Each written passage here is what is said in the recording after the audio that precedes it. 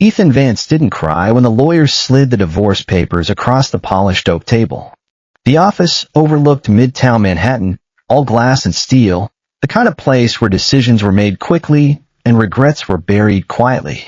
Marcus Hale sat across from him, relaxed, scrolling through his iPhone as if this meeting were nothing more than a delayed lunch appointment. His signature was already on the last page, clean, confident, final.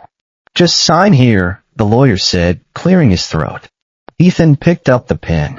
No questions. No demands. No fight.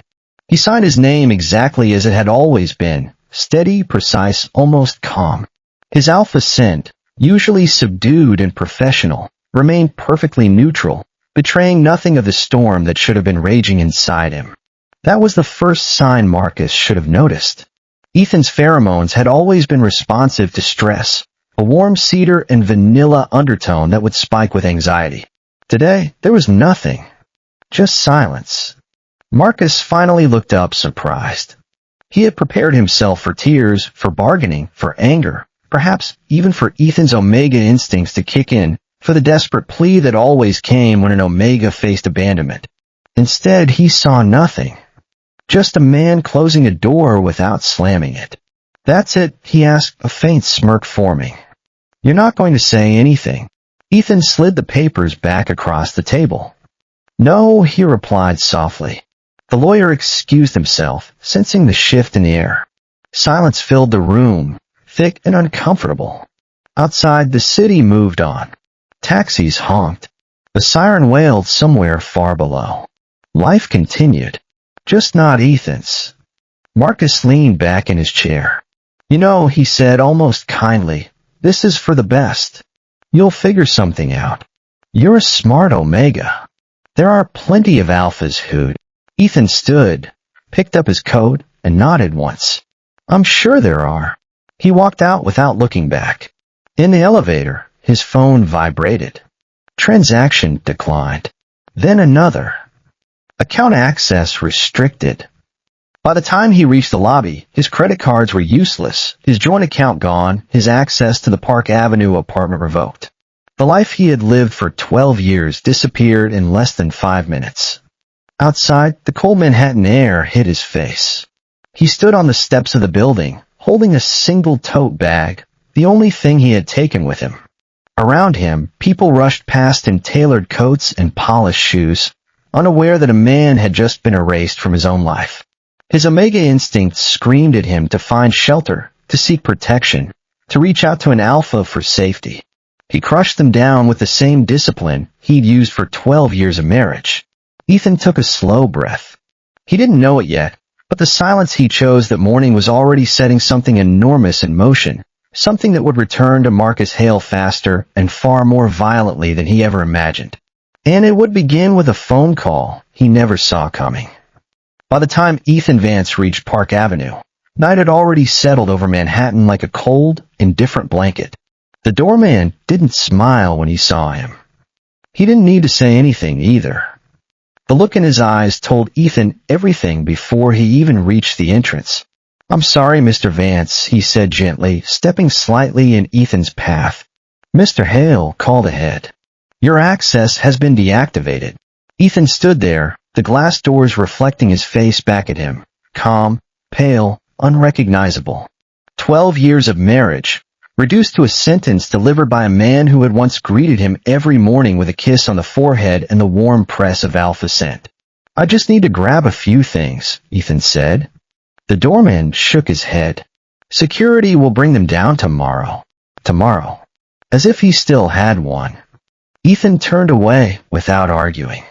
He had learned very quickly that dignity was sometimes the only thing no one could take from you, unless you handed it over yourself. His phone buzzed again. A message from Marcus: "Don't make this harder than it needs to be. You'll be fine." He stared at the screen until it went dark. The words were so perfectly Marcus, dismissive, condescending, utterly certain of his own superiority. Ethan had spent 12 years softening that edge, smoothing over the rough corners of his alpha's personality, making excuses for the casual cruelty that emerged when Marcus thought no one was watching.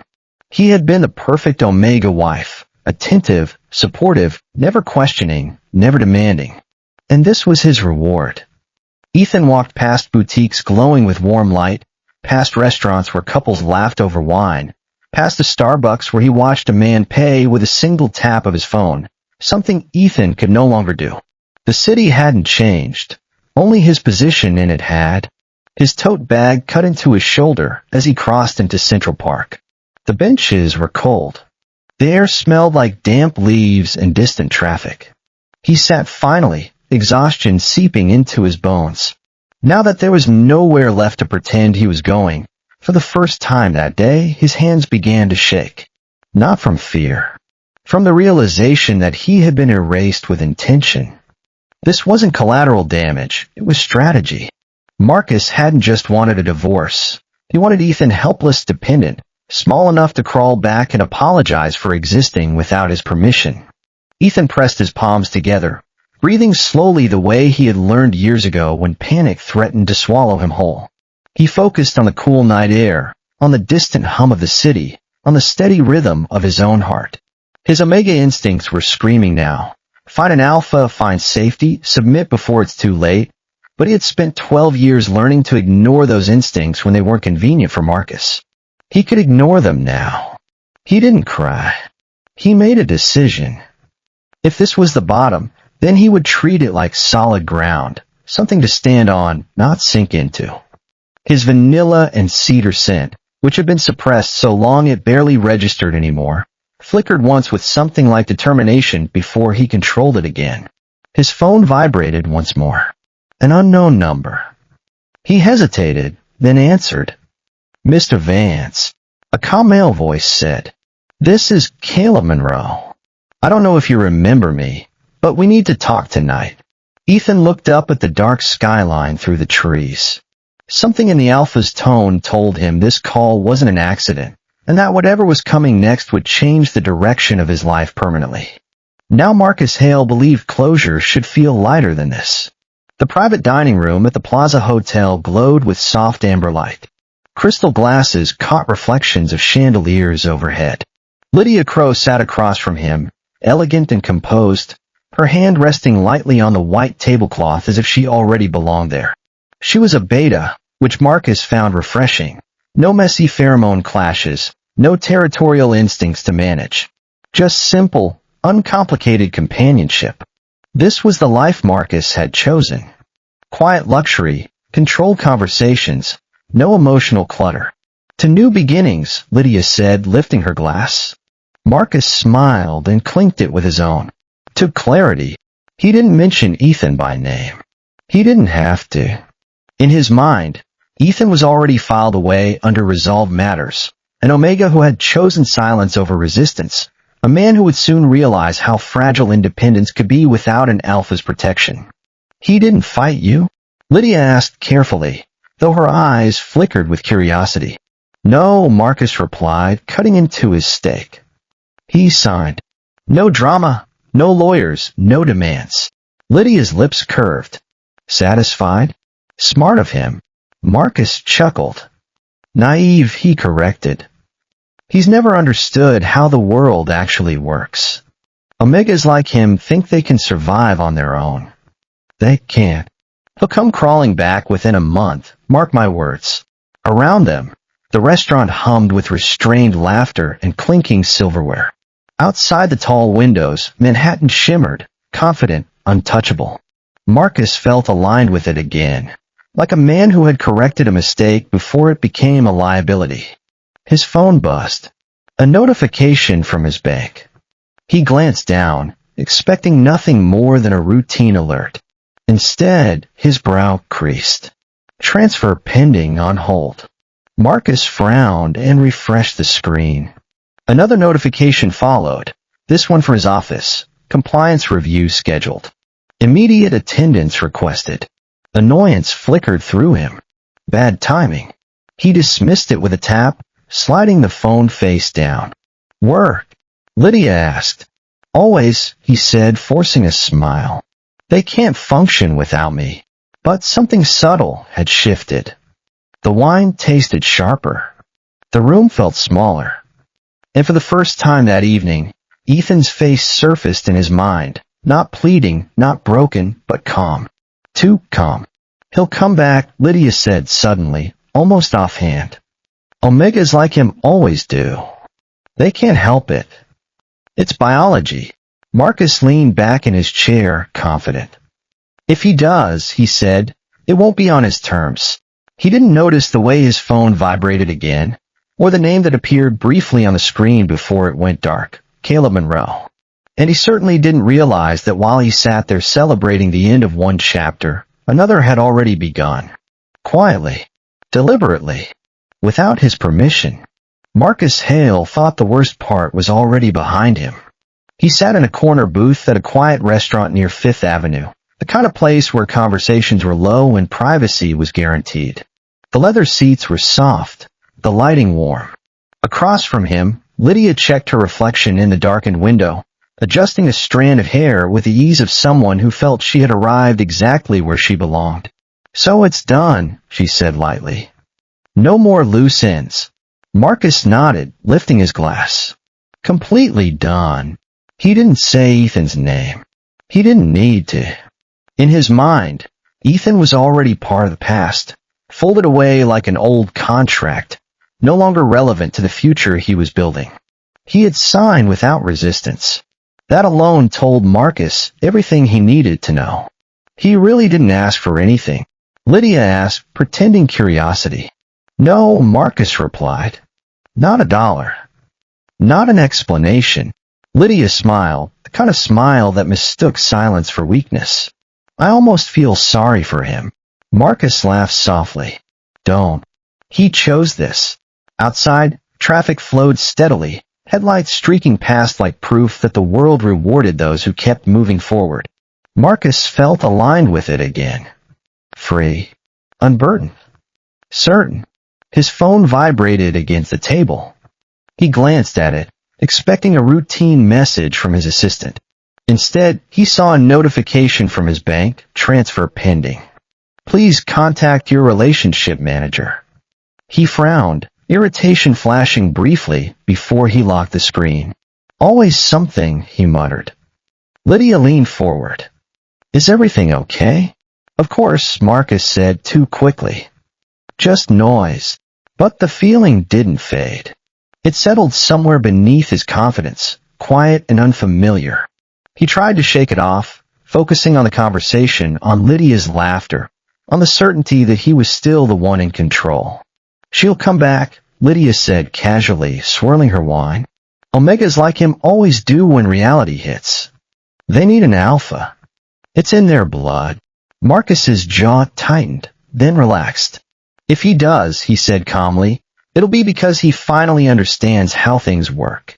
His phone buzzed again. This time he ignored it. He didn't see the missed call. He didn't see the name, Caleb Monroe. And he had no idea that while he sat there, convinced he had won, the very foundation of his certainty was already beginning to shift. Silently. Precisely. Completely beyond his reach. Morning arrived without mercy. Ethan Vance woke to the sound of the city breathing around him. Buses exhaling, footsteps passing, the distant hum of traffic that never asked who was hurting. He had slept on a friend's couch in Brooklyn, his tote bag tucked beneath his arm like something that could be stolen if he let go. He rose quietly, careful not to wake anyone, and stepped into the bathroom. The mirror showed a version of himself he barely recognized. No expensive grooming products. No silk shirts.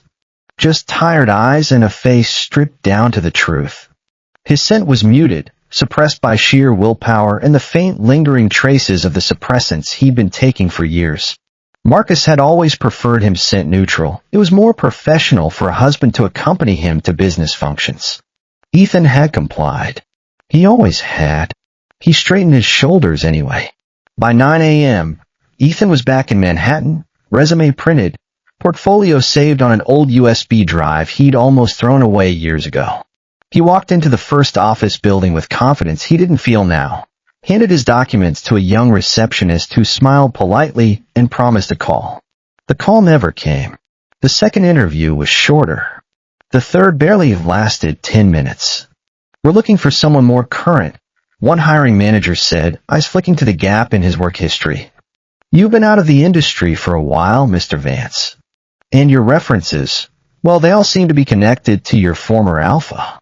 That's a bit concerning. Ethan nodded, thanked him, and left. By mid-afternoon, his feet ached. His phone battery hovered near empty. Each polite rejection stacked neatly on top of the last, quiet but crushing. His Omega instincts whispered cruel things. You're nothing without him. No one wants a used Omega. You should have fought harder, begged harder, been better. He crushed those thoughts down like he'd crushed everything else. At a small cafe, he ordered the cheapest coffee on the menu and sat by the window, watching people type furiously on laptops that mirrored the life he once had. He checked his email again. Nothing. Then, just as he was about to stand and leave, a new message appeared. Subject: Invitation to discuss a consulting opportunity. Ethan frowned, reading it twice. The company name meant nothing to him, Monroe Logistics Group. No flashy branding. No recognizable names. The message was brief, almost old-fashioned, requesting a meeting that evening. No salary mentioned. No promises made. Ethan hesitated. Every instinct told him to be cautious. He had been blindsided once already. But desperation had a way of softening fear, and something about the tone of the email felt intentional. Purposeful. He replied with a single word, available. As dusk settled over the city, Ethan stood outside a modest office building near the river. Nothing like the glass tower he was used to. The windows glowed softly, warm against the darkening sky. He took a breath and stepped inside. What he didn't know, what he couldn't possibly know, was that this interview wasn't a coincidence. It was a door reopening. And the alpha waiting on the other side remembered him far better than Ethan remembered him. The office was quieter than Ethan expected. No glossy reception desk.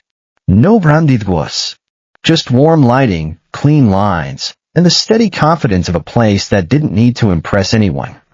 He gave his name to the receptionist, who nodded and gestured down the hall without asking for identification. He's been expecting you. That alone unsettled him. Ethan followed the corridor to a conference room overlooking the river.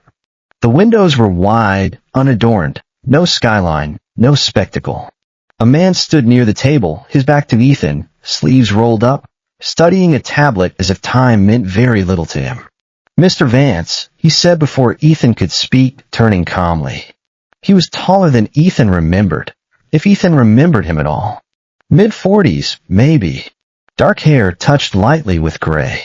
His suit was well cut but unremarkable, the kind worn by alphas who didn't measure their worth by labels. But his scent, his scent was unmistakable. Sandalwood and something deeper like rain on dry earth, rich and grounded. It was the scent of an alpha who knew exactly who he was and had nothing to prove. And then there was the way the alpha's scent changed subtly when he looked at Ethan, a deepening, an interest that he didn't try to hide. Ethan's own scent, suppressed as it was, flickered in response.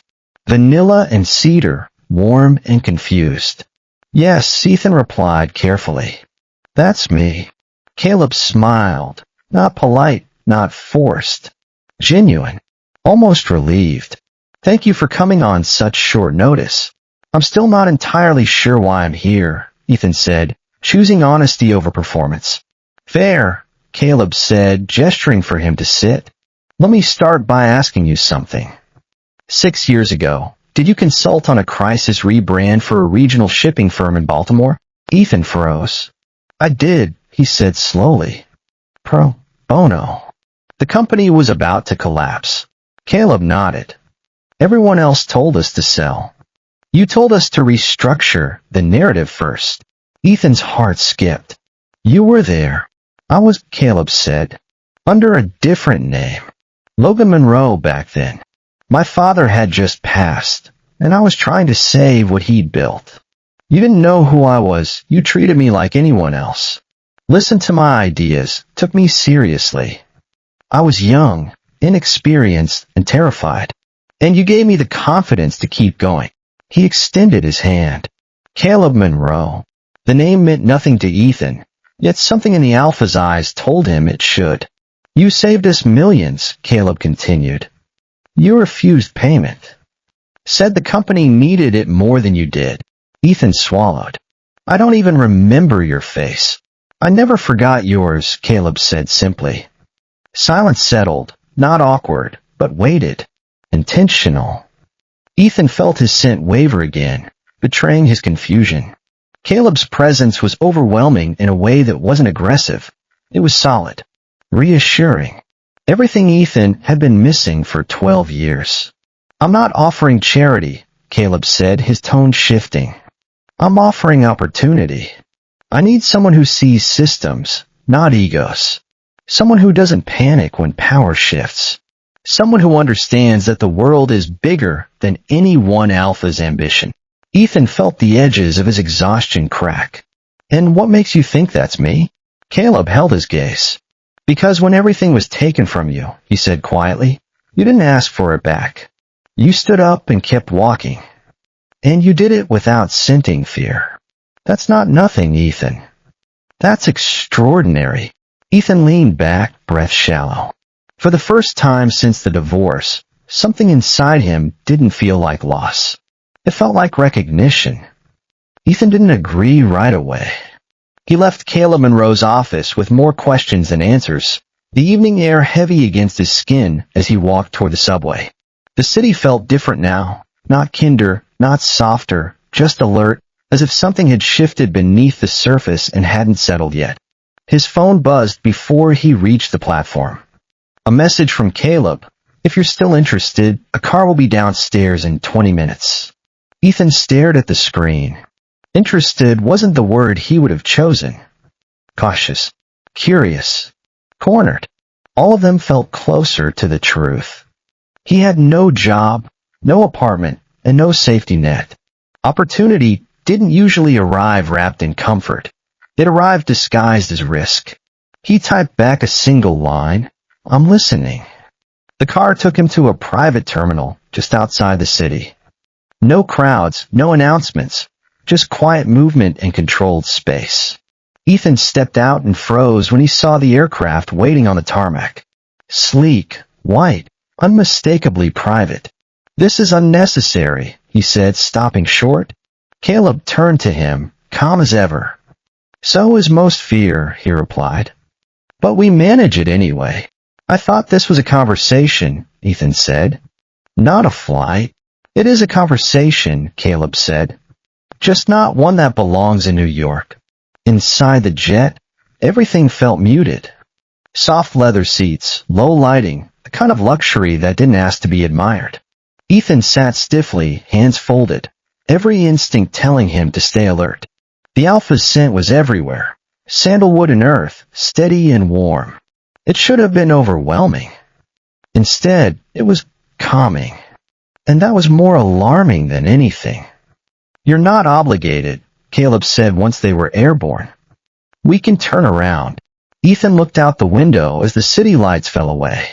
Manhattan shrank into something distant, manageable. "No," he said finally. "If I'm going to start over, I don't want to do it halfway." Caleb studied him for a moment, then nodded. "Good," he said. "Because what I'm about to ask you to do will make people uncomfortable." "Who?" Ethan asked. "Everyone," Caleb replied quietly. "And anyone who thought you were finished." The plane climbed higher, steady and unbothered by gravity. Ethan closed his eyes for just a second, letting the hum of the engines ground him. He didn't know where this flight would land, but for the first time since everything fell apart, he wasn't running. He was moving forward on his own terms. The jet landed just after midnight. Ethan stepped onto the quiet runway, the air warmer, heavier, carrying a different kind of stillness. No cameras, no crowds, just a waiting car and the low hum of engines cooling behind him. He had expected questions, explanations, maybe even reassurance. Instead, Caleb said nothing. They drove in silence to a modern building overlooking the coast. Inside, the space was minimal, glass walls, soft lighting, no art chosen for attention. Ethan noticed how everything felt intentional, as if nothing here existed by accident. Caleb finally spoke once they were seated across from each other at a long table. "I need to be clear," he said. "What I'm offering you isn't safe." Ethan folded his hands. "Neither was my marriage." A flicker of something, respect perhaps, crossed Caleb's face. His scent deepened slightly, a subtle shift that Ethan's Omega instincts caught immediately. He approves. He's interested. He's attracted. Ethan pushed the thought away. "This project," Caleb continued, sliding a thin folder toward him, "will put you directly in the path of people who don't like surprises. People who believe leverage is more important than fairness. People who think Omegas exist to serve alphas, not challenge them." Ethan opened the folder slowly. The scope of the work made his chest tighten. International operations, financial restructuring, strategic oversight. It was far beyond the consulting role he had expected. "You're overestimating me," he said quietly. "No," Caleb replied. "I'm correcting the way others underestimated you." Ethan looked up. "And if I say no, then I'll respect it," Caleb said without hesitation. "But I won't pretend I didn't see your potential just because it became inconvenient." Ethan leaned back, absorbing the weight of his words. For the first time, the risk became real. This wasn't a favor, it was a gamble with consequences. "There's one condition," Caleb added. Ethan's muscles tensed. "I'm listening." "You don't get my protection," Caleb said calmly. "Not publicly, not privately. You stand on your own. If this works, it's because of you. If it fails—" He paused. "It fails cleanly." Ethan stared at him, searching for manipulation, for hidden control. He found none. Just a calm, steady certainty that made his Omega instincts purr in approval. Here is an alpha who trusts you to be strong. Here is an alpha who sees you as an equal. In that moment, Ethan understood the true test wasn't the job, it was whether he trusted himself enough to take it. He closed the folder. "When do we start?" Caleb smiled, slow and deliberate. "We already have." Ethan didn't know it yet, but somewhere in Manhattan, Marcus Hale was about to learn that silence wasn't surrender. It was strategy. The days that followed didn't feel dramatic. They felt heavy. Ethan woke before sunrise in the guest room overlooking the water. The ocean still dark, the house silent except for the distant rhythm of waves. There were no speeches, no grand reassurances, just a schedule waiting on the desk and a laptop already logged in with restricted access. This wasn't rescue. It was work. He spent the first morning reading contracts, shipping routes, financial summaries dense enough to blur together. His eyes burned, his shoulders ached. More than once, doubt crept in, whispering that this was all temporary, that he was standing in a space he didn't truly belong. His Omega instincts whispered that he should be grateful, that he should submit to the alpha who had saved him, that his place was to serve, not to lead. He crushed those thoughts ruthlessly. By afternoon, he caught his reflection in a glass wall, hair pulled back, sleeves rolled up, posture different. Straighter. More deliberate. He remembered who he had been before he became someone's Omega. Before he learned to shrink himself to fit into Marcus's world. At night, exhaustion hit hard. Ethan sat alone with a mug of coffee gone cold, scrolling through notes he'd made years ago, ideas he'd never been allowed to finish. He didn't think about Marcus. Not consciously. But every decision he made felt like an answer to something Marcus had once dismissed. On the third day, a secure email arrived. A document labeled, Risk Exposure, Hale Capital Involvement. Ethan's breath slowed as he opened it. Marcus's firm wasn't just adjacent to the project, it was embedded in it. Ethan leaned back, pulse steady, mind racing. This wasn't coincidence. This was the collision Caleb had warned him about. The uncomfortable part. The part where people noticed he hadn't disappeared. He closed the file and opened another. Strategy. Not retaliation. Not emotion. Just clarity. Later that evening, Caleb stopped by the office. He didn't ask how Ethan was doing. He didn't hover. He simply placed another folder on the table and waited. His scent was calm, steady, sandalwood and earth, with an undertone of something warmer. Approval? Affection? Ethan couldn't tell, and that bothered him more than he wanted to admit. "I won't interfere," Caleb said. "But you should know they'll underestimate you." Ethan nodded. "They already have." Caleb watched him for a long moment. That's usually when the balance shifts. When he left, Ethan stayed behind, the building quiet again. He stood by the window looking out at the dark water, feeling something unfamiliar settle in his chest. Not anger. Not fear. Momentum. Whatever Marcus believed he had lost when Ethan signed those papers. Whatever power he thought he'd taken. It was becoming clear now. Ethan hadn't given it up. He had carried it with him, and he was finally ready to use it. The meeting was scheduled for Monday morning. Ethan learned that at 2:17 a.m., when a calendar alert slid onto his screen without ceremony. No explanation, no agenda, just a title that made him pause: Strategic East Coast Expansion. He stared at it longer than necessary, then opened the attendee list. There it was, Hale Capital Partners. For a moment, the room felt smaller. Not suffocating, focused. This was the collision he'd sensed but hadn't named yet. The past hadn't chased him down. It had waited, positioned itself, and now stepped directly into his path. Ethan didn't close the invite. He opened his notes instead.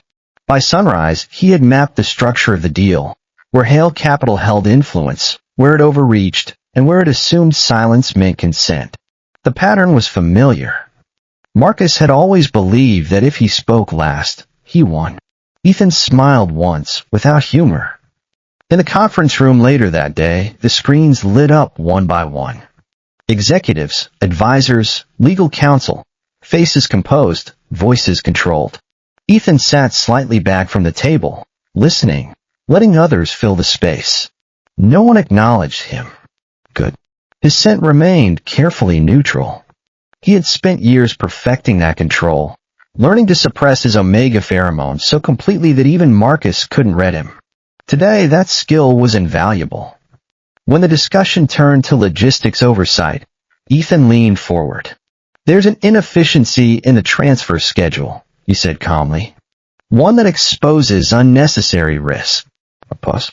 A man on the screen frowned. "And you are?" "Ethan Vance," he replied. No title. Just his name. Silence stretched. Then another voice broke in, sharp and familiar. That concern was already reviewed. "It's not an issue." Marcus Hale.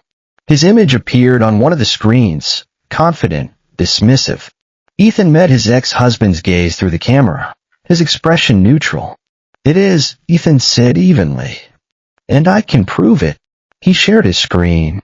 Data flowed, clear, precise, undeniable. Not aggressive, not defensive. Just accurate. His scent remained steady, vanilla and cedar, controlled and calm. But beneath it, something else stirred. Something that felt like power. The room shifted. Questions followed. Then more. The conversation tilted subtly but decisively away from Marcus's certainty and toward Ethan's clarity. When the meeting ended, no one spoke for a moment. Then Caleb's voice came through, steady and final. "We'll proceed with Ethan's recommendations." The call disconnected. Ethan closed his laptop, hands steady. Somewhere in Manhattan, Marcus Hale stared at a dark screen, realizing too late that the omega he thought he had erased had just rewritten the terms. And this time, Ethan hadn't raised his voice once. Marcus Hale didn't sleep that night. By morning, his confidence had thinned into something brittle, sharp around the edges. He arrived at his office early, Manhattan still waking outside the glass walls, coffee untouched on his desk. The meeting replayed in his head on a loop, not the data, not the objections, but the voice. Ethan's voice. Calm. Unapologetic. Certain. He hadn't attacked Marcus. That was the part Marcus couldn't shake. No bitterness, no emotion.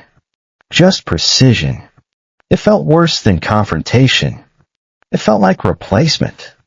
His phone buzzed before 8, emergency partners meeting. Attendance required. Marcus exhaled slowly and stood, straightening his jacket like armor.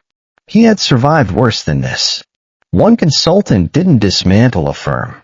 One Omega didn't rewrite a decade of leverage. Omegas weren't built for that kind of power.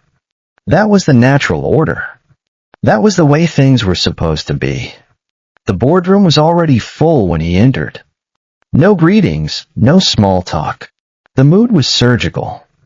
On the screen at the far end of the room, a familiar presentation deck waited, this time with Ethan's name in the corner. Not large, not emphasized, simply present. Implacable. Like a fact no one could argue with. A senior partner cleared his throat. We've identified several exposure points in the East Coast expansion. Marcus leaned forward. Which we've already addressed, actually. Another voice cut in. We haven't. Data followed. Numbers Ethan had flagged. Risks he had named. Decisions Marcus had dismissed, now reframed as negligence. Each slide tightened a room, drawing the focus away from Marcus inch by inch. This puts us in a compromised position, someone said, and raises questions about oversight. Marcus felt the air shift. Not hostile, worse. Evaluative. He spoke carefully. We're reacting to hypotheticals. A pause. They're no longer hypothetical, the chair replied. They're documented. Silence landed hard. Outside, the city moved as always. Inside, Marcus understood something he had never learned in all his years of control. Power didn't announce when it left. It simply stopped responding. The meeting ended without resolution but with consequences implied. Committees formed. Reviews scheduled. Authority redistributed. As Marcus gathered his things, his phone lit up with a single notification. Access revised. Pending review. For the first time, the words didn't belong to Ethan. They belonged to him. And somewhere far from that room, Ethan Vance continued his work uninterrupted, unaware that the alpha who once decided his worth was now being measured by standards he could no longer manipulate. The accusation didn't come directly. That was how Ethan knew it was intentional. It arrived as a forwarded memo late that afternoon, buried beneath routine correspondence. Its language was carefully neutral but sharp enough to draw blood, potential conflict of interest, prior personal relationship, need for clarification. Ethan read it once, then again. Marcus's name wasn't mentioned. It didn't need to be. The implication was clear. Ethan's presence in the project wasn't the result of competence but coincidence. Or worse, favoritism. His Omega instincts flared with indignation. How dare he? After everything. After 12 years. How dare he? Ethan closed his eyes, took a breath, and pushed the anger down. He had spent years learning to control his emotions, to suppress his scent, to present a calm facade no matter what was happening inside. That skill, once a tool of survival, was now his greatest weapon. He closed the document without reacting.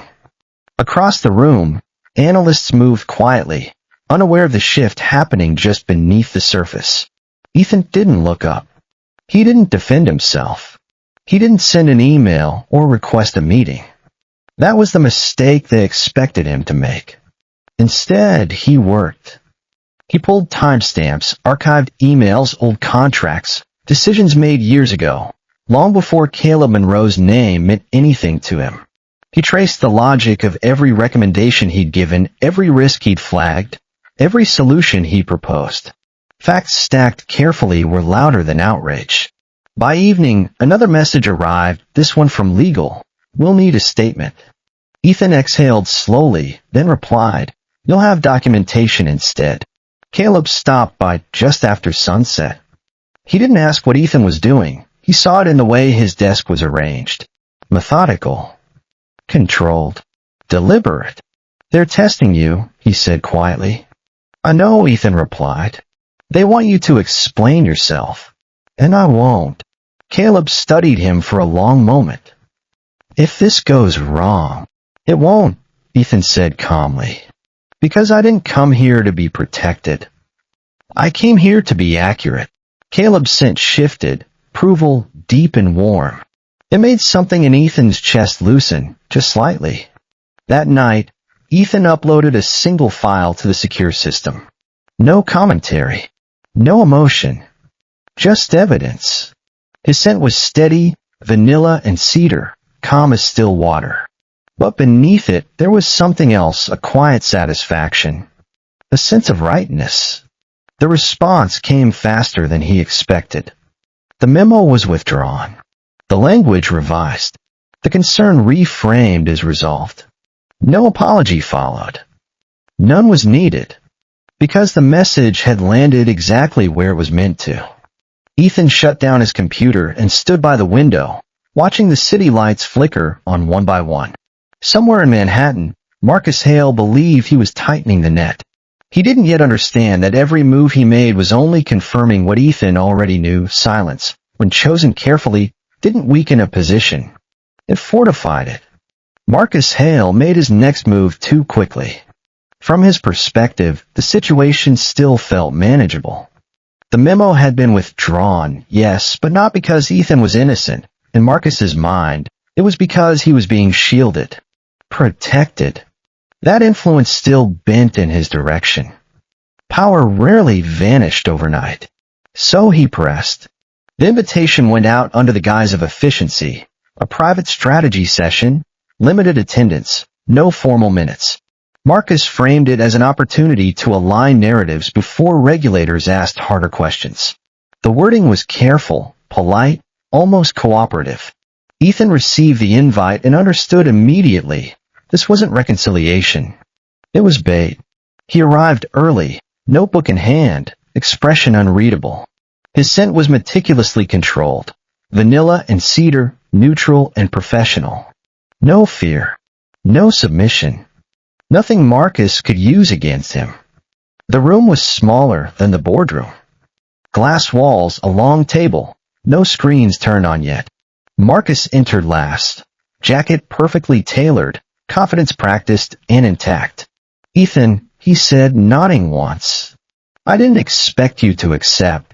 I didn't want to be misunderstood," Ethan replied calmly. That almost made Marcus smile. The conversation started predictably.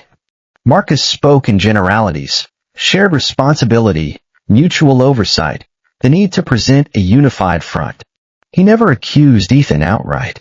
He didn't have to.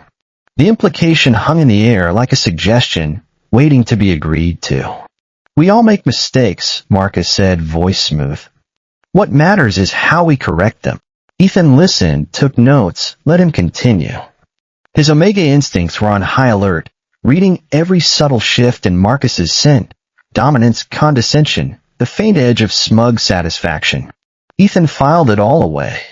Then, halfway through Marcus's explanation, Ethan looked up.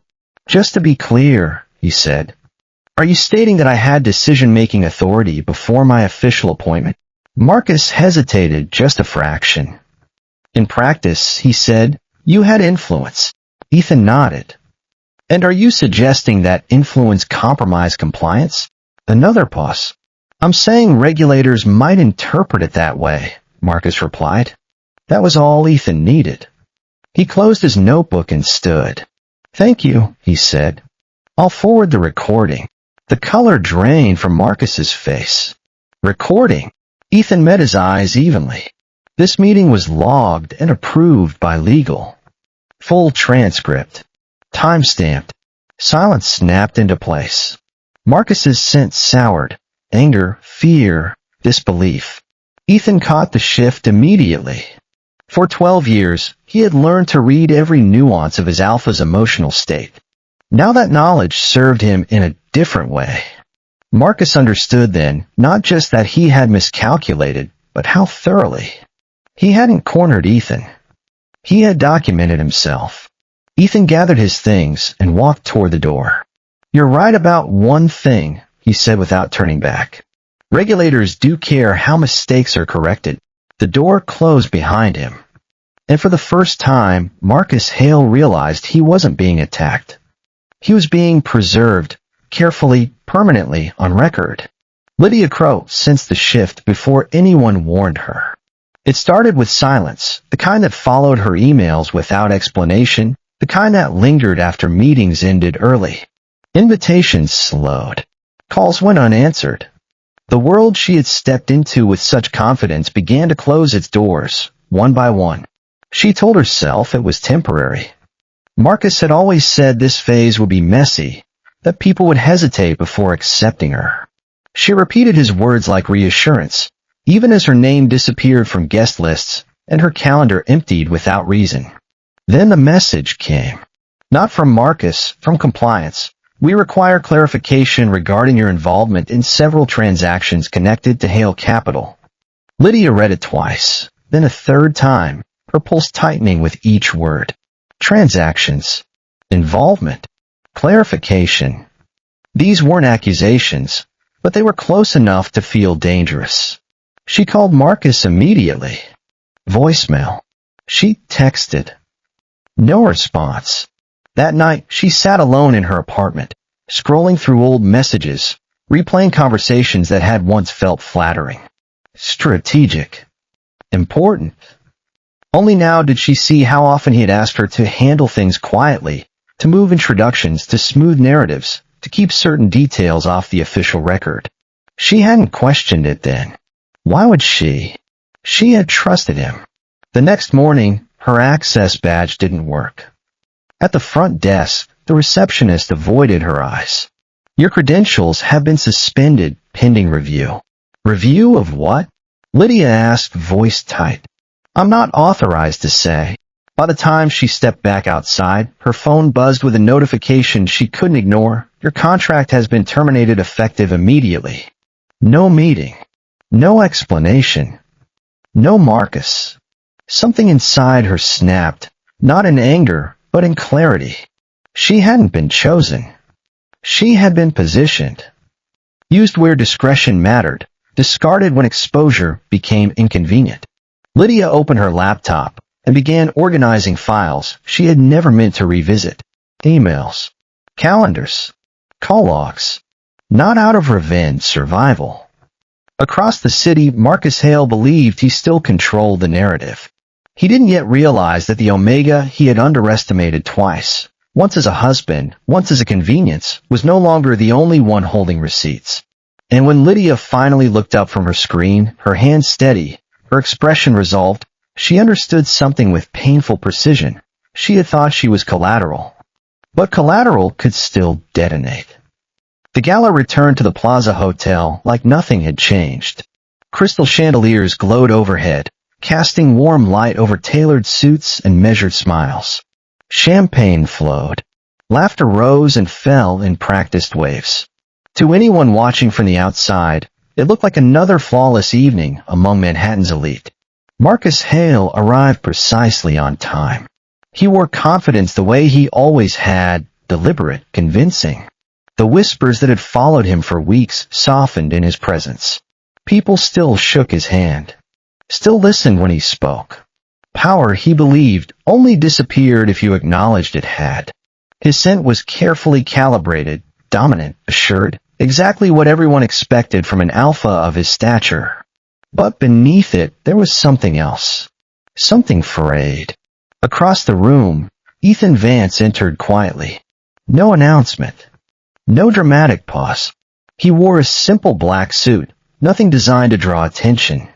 Yet conversation stalled as he passed, not because of spectacle, but recognition. He no longer looked like someone trying to belong. He looked like someone who already did. His scent was calm, controlled, vanilla and cedar, warm but not inviting. It was the scent of a man who had nothing to prove, and it drew every alpha's attention in the room like a beacon. Marcus saw him then. The moment stretched. Marcus's expression didn't change, but something behind his eyes did. Calculation replaced ease. He turned away first. The program began. Speeches followed. Applause landed on cue. Then a name appeared on the screen behind the stage. Special acknowledgement, strategic leadership contribution. Ethan's name followed. The room shifted. Caleb Monroe stepped forward, voice calm and unhurried. This expansion wouldn't exist without clarity under pressure, he said. And that clarity came from someone who refused to confuse influence with entitlement. Applause broke out, measured at first, then steady. Marcus remained still. But he felt it then, not embarrassment, not anger, but displacement. The realization that the room no longer centered around him. That authority had moved quietly, without confrontation, and left him standing exactly where he always had. Only now alone. As the applause faded, phones buzzed discreetly across the room. Compliance updates. Board notifications. Meeting requests marked urgent. Marcus checked his screen once, then again. His name appeared in messages he hadn't been copied on. Across the ballroom, Ethan met Marcus's gaze for a brief second. There was no triumph there.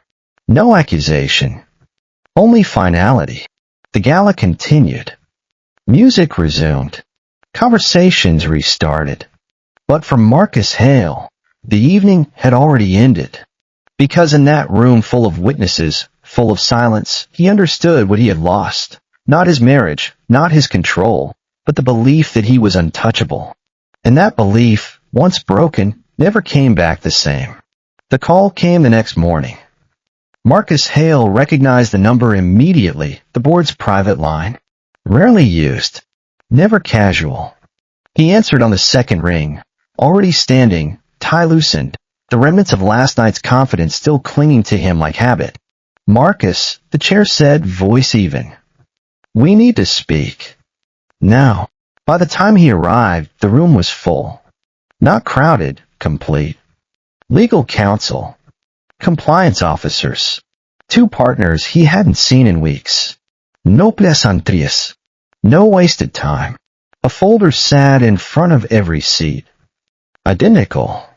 Thick. Unmistakably prepared. Marcus took his place, spine straight. His scent had gone flat with nerves, but he forced himself to project calm. It didn't work. No one was paying attention to his scent anymore. The chair didn't raise his voice. He didn't need to. Following recent disclosures, he said, "We've conducted an internal review." Marcus nodded once. "I assumed as much." "Good," the chair replied. "Then you'll understand why we're restructuring oversight immediately." The word landed heavier than any accusation. Slides appeared on the screen, recorded meetings, timeline correlations, decisions flagged then traced back. Not to Ethan, not to Caleb, but to Marcus's unilateral approvals. His pressure. His insistence. "This isn't about intent," legal said calmly. "It's about exposure." Marcus opened his mouth to respond. "Before you do," the chair interrupted, "this isn't a debate." Silence followed, not hostile, not angry. Decisive. Effective immediately, Marcus's authority was reduced. Committees replaced autonomy. Signatures required counter-signatures. Access adjusted pending external review. The language was clinical. The result was not. Marcus felt it then, the moment control became conditional. Not revoked, not yet, but no longer assumed. His alpha instincts howled in protest, demanding he fight, demand he assert dominance. But there was no one to fight. The power had already moved on. When the meeting ended, no one lingered. As Marcus gathered his things, his phone buzzed. Role adjustment confirmed. Pending further evaluation. He stared at the screen, breath shallow. Across town, Ethan Vance reviewed the same update from a different angle. Not with satisfaction, with closure. The system had done what systems were meant to do. Correct imbalance without spectacle. His scent was steady calm. No triumph. Just peace. Caleb stopped by his office later that afternoon. "It's done," he said simply. Ethan nodded. Then we moved forward. Caleb studied him. "You could have said more." "At the gala." "At the meeting." "I didn't need to," Ethan replied. "The truth speaks when it's ready." His scent flickered, vanilla and cedar, warm and steady. Caleb's own scent deepened in response, sandalwood and earth, a quiet acknowledgement. Neither of them acknowledged it aloud. But Ethan felt it. A connection. A possibility. Something that didn't demand anything from him. That evening, as the city settled into itself once more, Marcus Hale sat alone in his office, understanding something he had never believed before. Power didn't vanish in flames. It dissolved quietly, officially, and beyond negotiation. Marcus Hale waited longer than he should have. Pride told him to let the dust settle, to allow time to dull the edges of what had happened. Fear told him something else, that if he didn't speak now, the space between him and Ethan would harden into something permanent. He chose fear. The message he sent was short, controlled, almost formal. We should talk. Foreclosure. Ethan read it an hour later. He didn't feel anger or satisfaction, just distance. The kind that comes after a door has already been closed and locked from the inside. His Omega instincts, once so tied to Marcus's approval, felt nothing. No pull. No longing. Just nothing. Still, he agreed. Not because he owed Marcus anything, because unfinished things had a way of lingering if left unspoken. They met in a quiet cafe near the river. Neutral ground. No history embedded in the walls. Marcus arrived early.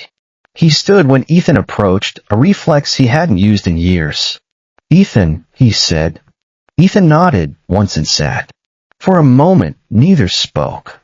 Outside, the water moved steadily past the windows, indifferent to the tension inside. "I didn't expect things to go this far," Marcus said finally. "That's true," Ethan replied. "You didn't." Marcus exhaled, rubbing his hands together. "I thought you'd come back. I thought when reality hit, you'd realize you needed stability." Ethan met his eyes calm. "I did realize something," he said. "Just not what you expected." Marcus hesitated. "I underestimated you." "Yes," Ethan agreed. "You did." The simplicity of it unsettled Marcus more than accusation ever could. "I never meant to destroy you," he added quickly. Ethan tilted his head slightly. "You didn't destroy me. You revealed me." That stopped Marcus. Ethan continued, voice even. "You took things you thought I needed, money, access, status. What you didn't take was my ability to choose." Marcus looked down, the weight of the words settling in. "I'm not here to punish you," Ethan said, "or forgive you." "Then why are you here?" Marcus asked quietly. Ethan stood, gathering his coat. "So you don't mistake my silence for regret?" Marcus watched him walk away, understanding too late that this was the moment he had truly lost. Not his position, not his reputation, but the last opportunity to be relevant in Ethan's life. The Omega he had dismissed, the man he had underestimated, had become something Marcus could never touch again. And the worst part? Ethan didn't even seem to care. Ethan stepped back into the city, the conversation already behind him. Some endings didn't need agreement. They only needed acceptance. Ethan didn't tell anyone when he left. No announcement. No farewell messages. Just a quiet calendar block and a single packed suitcase. By the time the sun rose over Manhattan, he was already on the way to the private terminal outside the city, watching the skyline fade behind tinted glass. The jet waited on the runway, engines idle, patient. Caleb stood near the stairs, hands in his coat pockets, posture relaxed. He didn't ask why Ethan had agreed so quickly. He didn't ask what Ethan was leaving behind. He understood that some decisions didn't need witnesses. "You sure?" he asked as Ethan approached. Ethan nodded. "I am." Inside the cabin, the air was calm, insulated from the world below. No screens. No noise. Just space. Ethan took a seat by the window, resting his forehead lightly against the cool glass as the plane began to move. As they lifted off, Manhattan revealed itself one last time, steel and light, ambition layered over memory. This city had taken from him. It had also shaped him, but it no longer defined him. Caleb sat across from him, not intruding on the moment. His scent was steady, sandalwood and earth, grounding and warm. It didn't demand anything. It just was. "You don't have to come back," Caleb said quietly. "Not if you don't want to." "I know," Ethan replied. "That's why I can." Caleb studied him, the corner of his mouth lifting slightly. Most people think freedom looks loud. Ethan smiled faintly. It's quieter than that. They reviewed plans mid-flight, not escape routes, expansion strategies. New offices. New teams. Places where Ethan's name would be attached to decisions, not explanations. Hours later, the jet descended toward the coast. Sunlight spilled across the cabin, warm and unforced. Ethan felt something settle into place. Not excitement, not relief, but certainty. When the wheels touched down, he exhaled. This wasn't running. It was choosing. As they stepped onto the tarmac, Ethan glanced back once. Not at the plane, but at the direction they'd come from. There was no longing there. No unfinished thought. Only distance earned, intentional, complete. Caleb paused beside him. There's something else, he said. I didn't bring you here just for work. Ethan met his gaze steady. I assumed that. Caleb smiled. Good. Because I wasn't planning to rush you. Ethan looked out at the open horizon, the future unshaped and waiting. For the first time, he didn't feel like he was rebuilding. He felt like he had arrived. His Omega instincts hummed with quiet satisfaction, not submission, but recognition. Here was an alpha who saw him, truly saw him, didn't want to change a thing. Time didn't change everything at once. It worked quietly, the way real change always did. Weeks turned into months. Ethan settled into a rhythm that didn't revolve around reaction or defense. Mornings began early, not out of urgency but choice. He walked along the coastline before work, letting the sound of the water clear his head before stepping into decisions that mattered. His role expanded naturally, not through announcements but through trust. Teams began to look to him for direction, not because he demanded authority, but because he listened, then spoke with clarity when it counted. His scent was steady now, vanilla and cedar, warm with confidence. The suppressants he'd taken for years were a thing of the past. He was himself. Fully, completely himself. Caleb never rushed him. That was the most disarming part. He didn't frame opportunities as favors. He didn't blur the line between partnership and expectation. When they worked late, they worked. When they shared meals, it wasn't strategy, it was conversation. About books, about places they'd never been, about mistakes they didn't regret anymore. One evening after a long day, Ethan found himself sitting on the balcony outside his office, the sky darkening slowly. Caleb joined him, handing over a cup of coffee without asking. You've changed things here, Caleb said. So have you, Ethan replied. Caleb smiled slightly. I was referring to the work. I wasn't. The silence that followed wasn't awkward. It was honest. Ethan thought about the Omega he'd been when he signed those divorce papers, the version of himself that believed endurance was the same as strength, that believed silence meant disappearance. He knew better now. Silence, when chosen, created space.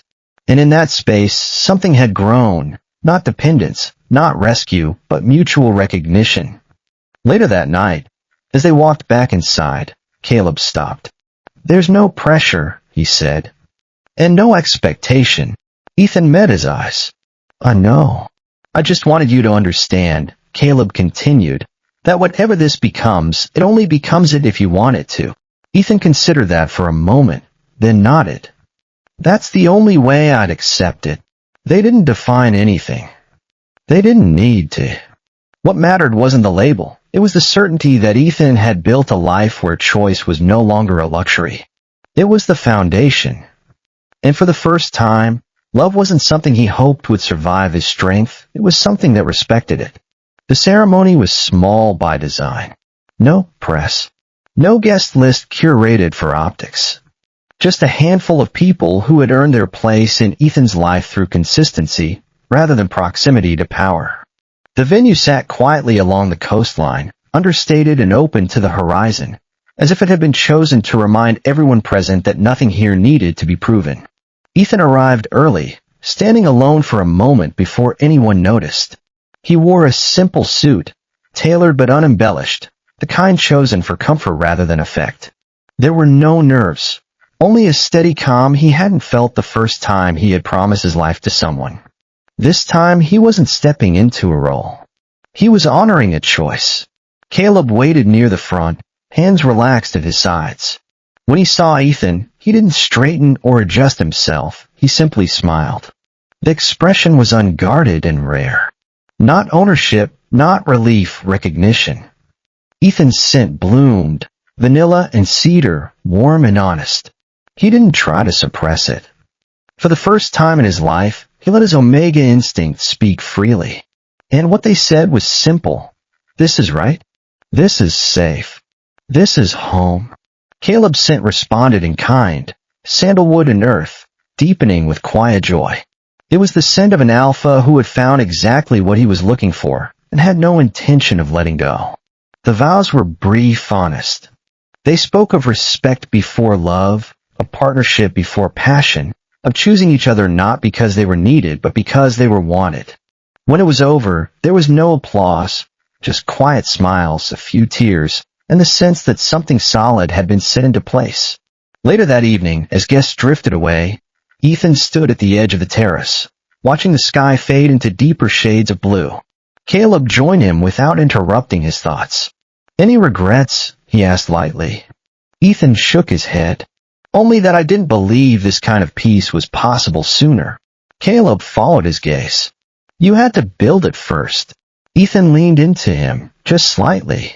His Omega instincts purred with contentment. He was home, not a place, a person. And for the first time, he wasn't afraid of what that meant. Back in Manhattan, Marcus Hale read about the marriage days later, not in headlines, but through an industry update he almost skipped. Ethan's name appeared alongside a new venture, his role clearly defined. No mention of Marcus. No footnote tying his success to Marcus's past. He stared at the screen longer than he meant to. His scent had gone sour, flat with something he refused to name. Regret? Jealousy? Loss? What unsettled him wasn't the marriage itself, it was the absence. Ethan hadn't risen to prove Marcus wrong. He had risen because he no longer needed to. That was the real victory. That was the true freedom. Marcus had built his life on the assumption that Omegas needed alphas. That without guidance, without control, they would flounder and fail. Ethan had proved him wrong. Not by fighting back, not by demanding recognition, but by simply moving on. By becoming the person he was always meant to be. And Marcus? He was still stuck in the past, still trying to control a narrative that no longer included him. His power was gone. His influence was fading. And the worst part? No one even noticed. As the evening settled and the lights along the coast flickered on, Ethan took Caleb's hand, feeling the quiet certainty of a life earned rather than borrowed. He hadn't been rescued. He had been rewarded by his own courage, his own restraint, and the strength to walk away long enough to find something better waiting. The final flight left just before dawn. Ethan sat by the window of the private jet, watching the runway lights blur into thin lines as the plane began to move. The cabin was quiet, not solemn, settled. Caleb sat a few rows away, reading without pretense, giving Ethan space he no longer needed to prove he could give. As the jet lifted into the air, the city receded beneath a veil of early morning haze. Manhattan looked smaller from this height, not insignificant, just complete. A chapter that no longer required revisiting. Ethan didn't think about Marcus. That, more than anything else, felt like the truest ending. Weeks later, the fallout became public. Hale Capital announced leadership restructuring. Advisory roles reassigned. Authority redistributed. No scandal, no headlines, no dramatic takedown, just a slow, unmistakable decline in relevance. Marcus's name appeared less often. When it did, it was accompanied by cautious language and reduced influence. He watched it happen from the inside. The world hadn't turned against him, it had simply moved on. Ethan, meanwhile, moved forward. His work expanded internationally. His reputation followed, not as a survivor, not as someone's former Omega, but as a strategist known for composure under pressure. He spoke when necessary. Listen always. Power met him not with resistance, but with recognition. One evening months later, Ethan stood on a balcony overlooking open water, the air warm and still. Caleb joined him, resting his hand lightly against Ethan's. There was no announcement, no milestone being marked, just presence. You know, Caleb said, some people mistake silence for absence. Ethan smiled faintly. They always have. He thought back to the Omega he had been the day he signed those papers. Calm, quiet, underestimated. He hadn't known then what that silence would grow into. He knew now. It had become leverage, then clarity, then freedom. Marcus Hale would never understand how thoroughly he had lost, not because he was punished, but because he was no longer part of the story that mattered. And Ethan didn't need vindication. He had peace. He had purpose. He had love chosen freely, not demanded. The jet waited in the distance, ready for the next departure. Ethan turned away from the view and stepped back inside, toward a life no longer shaped by what he had endured, but by what he had built. Silence had never been his weakness. It had been his final advantage. And if you're still with us right now, truly still here, then something in this journey must have touched your heart in its own quiet way. Maybe it wasn't the private jet or the downfall or even the love story at the end. Maybe it was the silence, the way Ethan chose dignity over noise, patience over panic, and self-respect over revenge. There's a lesson here that applies far beyond this story. Life doesn't always reward the loudest voice or the fastest reaction. As the Stoic philosopher Marcus Aurelius once wrote, you have power over your mind, not outside events. Realize this, and you will find strength. Ethan didn't control what was taken from him. He controlled how he responded. And that changed everything. Healing doesn't look dramatic in real life. Often it looks like quiet mornings, hard work, and choosing not to explain yourself to people who already decided not to understand you. It looks like walking away without applause and trusting that peace is worth more than being right. If this story resonated with you, if it reminded you of your own strength or helped you see your pain from a new angle, then you're not alone. And we'd love to keep sharing stories like this with you. Please take a moment to like this video, share it with someone who might need it, and subscribe to the channel. Your support helps this space continue to grow and helps more hearts feel a little less alone. The end.